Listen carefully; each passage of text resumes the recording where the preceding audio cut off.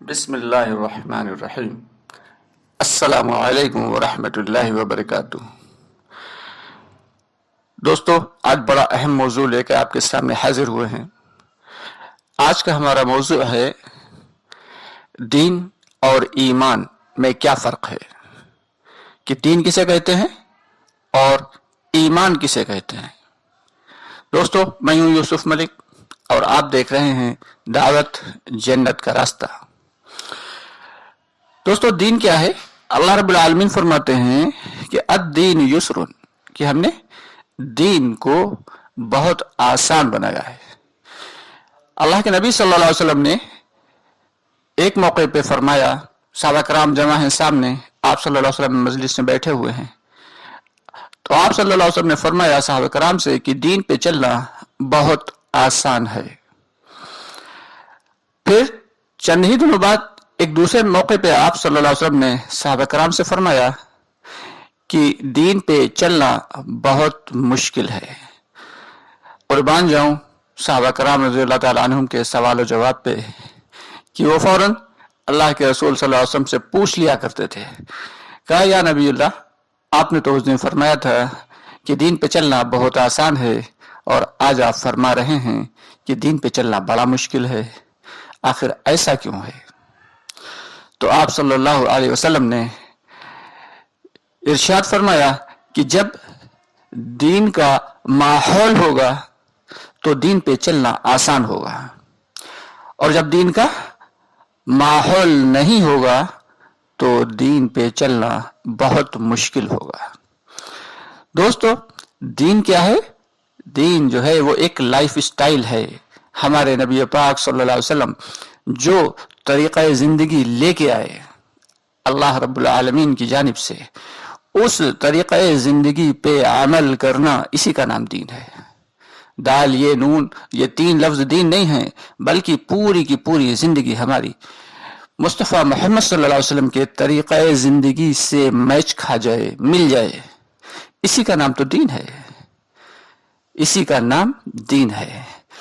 और जब माहौल होगा, माहौल से क्या मुराद है कि ज़रा देखें कि रमज़ान के मौसम में जब रमज़ान का जो महीना शुरू होता है तो अल्हम्दुलिल्लाह एक माहौल बन जाता है। जो कभी मस्जिद तक नहीं जाते, जिनकी खुशामतें करते करते आप थक जाते हैं, वो भी मस्जिद बगैर बुलाए अगली सफ में मौजूद होते हैं। इसी क्या वजह है कि एक दिल के अंदर कसक है, अल्लाह रब्बुल आलमीन ने डाल दी है कि जो रमज़ान के महीने में इबादत, रोज़ा, नमाज ये बहुत ज़रूरी है। तो एक माहौल बन जाता है, और उस माहौल को देख के वो लोग जो न भी आना चाहते हों वो भी मस्जिद तक आते हैं, टोपी लगा के आते हैं, अल्लाह के अहकामात को पूरा करते हैं। जो रोज़ा नहीं रखते वो भी दिन में इधर उधर खाने पीने से बचते हैं। तो दोस्तों, ये होता है माहौल का असर।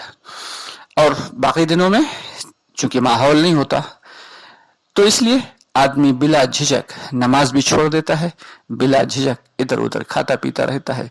कोई मुश्किल नहीं होती, गुनाहों से भी बचना मुश्किल बन जाता है।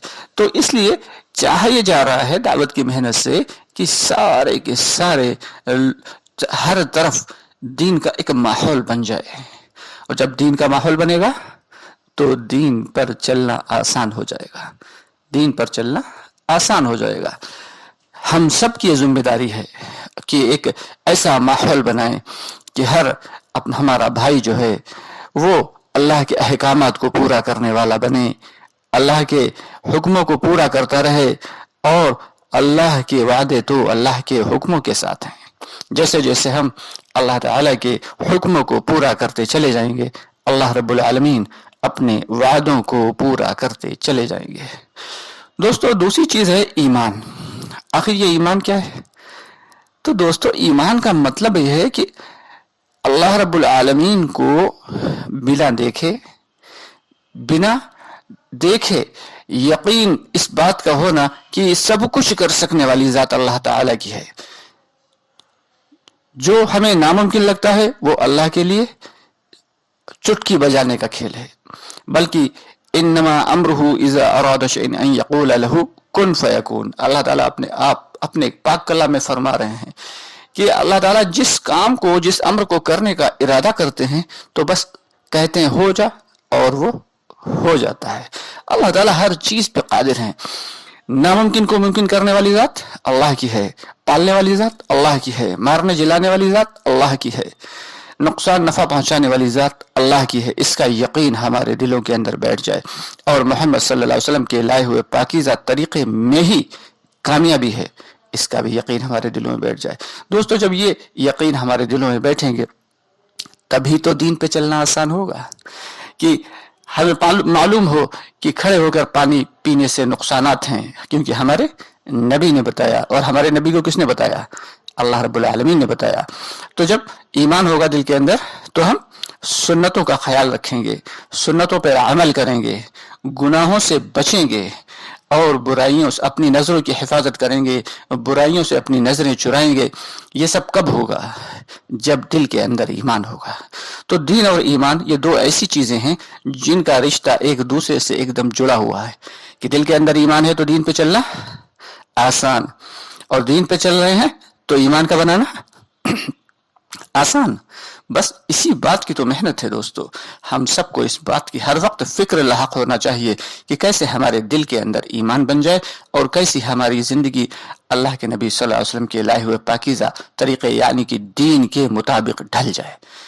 اسی بات کی محنت ہے اور اسی بات کی کوشش ہے. جب تک ہم اس کوشش میں لگے رہیں گے اللہ تعالی ہمیں کامیابی سے ہمکنار فرماتے رہیں گے.